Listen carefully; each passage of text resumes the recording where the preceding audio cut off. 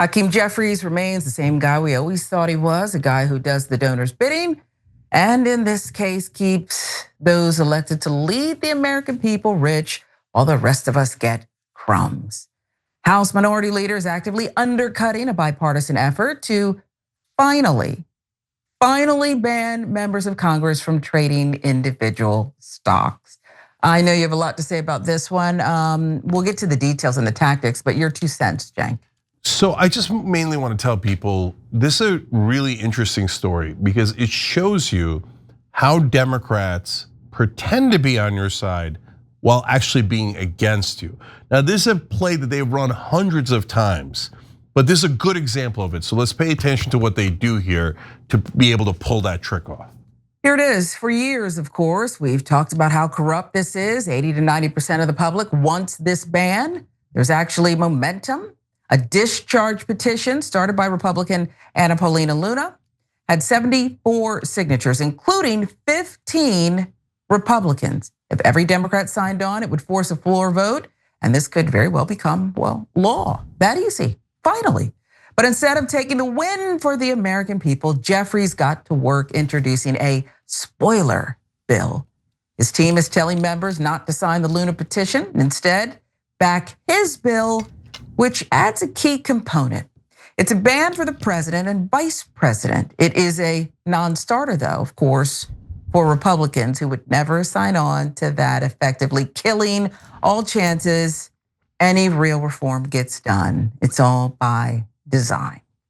Anyone who mistakes Minority Leader Jeffries' efforts as well-intentioned extra toughness on the unfair practice of basically insider trading for members of Congress need only to recall recent history involving then House Speaker Nancy Pelosi's trading ban effort. That was back in 2022, not that long ago. That time, it extended to the Supreme Court, which also derailed bipartisan momentum.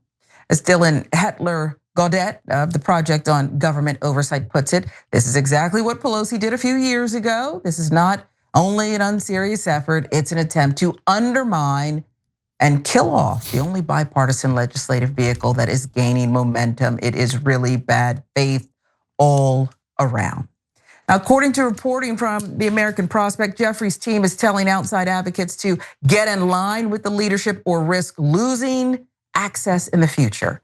They're literally threatening people to prevent a popular anti-corruption bill from passing. Consider that.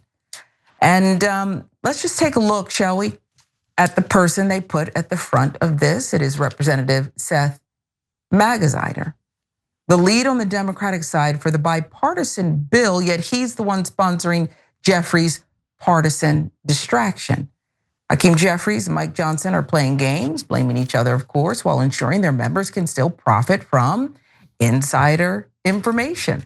The American public is left alienated, of course, once again, disgusted too. They'd rather have a campaign slogan to yell about in 2026 than a law that actually stops the corruption. When it comes to political insider greed, Cenk, there are not two parties, of course, just one. And I'm wondering, I see them as not even particularly creative here. It's kind of lazy, like they're running the same play. You don't even have to scout the other side. Yet this continues, and I don't know what can either wake up the American public or they're distracted with just affordability issues, but get people to call it out and get real change here. It seems like this will never change. Yeah, we need more brave representatives like Ro Khanna. I mean, he's like a one-man army, but it'd be nice if there was 3 or 4 of them. Maybe they could take different avenues. This is the hardest one because it's pointing out the hypocrisy or the lies of a fellow Democrat. And in Washington, that's considered like worse than anything you can imagine. Like to them, like us authorizing the death of hundreds of thousands of people is not anywhere near as bad as being impolite to a fellow Democrat. So let me explain the game that's being played here first. So on the surface, when Hakeem Jeffries comes out and goes, I'm trying to hold Trump and Vance accountable, the voters go, yeah, we want to hold Trump and Vance accountable. That sounds like a good idea, right? So that sounds like a win for them. And so they say, plus look at the Republican hypocrisy. They say Congress should not be able to trade stocks, but the White House should be able to. Oh yeah, we get people on our side. But the reality is totally different. The reality is, yes, the Republicans are hypocrites. I'll come back to them in a second. So, but whether they are or aren't, they're not going to vote for the bill that includes the White House in it. Hakeem Jeffries knows that. He inserts that not out of naivete, but purposely to tank the bill to make sure it doesn't pass because he doesn't want it to pass.